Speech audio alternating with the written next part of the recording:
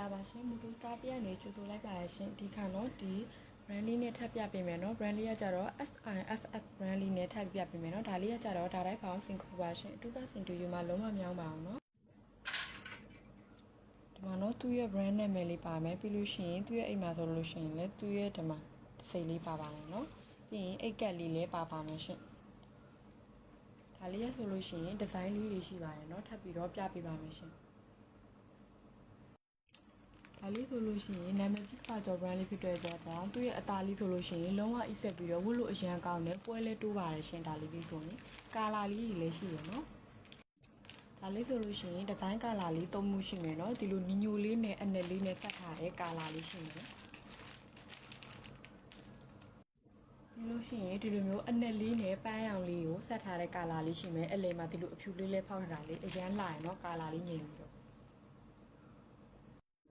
ဒါလေးဆိုလို့ရှိရင်ဒီမှာဒီဇိုင်းကာလာလေးရခုပြထားတဲ့သုံးမှုရှိရနော်ကျန်းလေးတရကာလာလေးကိုစပင်ကျော်လေးရိုက်ပြီးတော့ CP လေးမှလာမေးပြလို့ရပါရဲ့ရှင်လက်လီလက်ကားလေးဝယ်အားပေးလို့ရပါရဲ့နော်စိုက်ဆုံးလဲရှိပါတယ်ရှင်စိုက်လေးဒီ CP လေးမှမေးပြပါနော်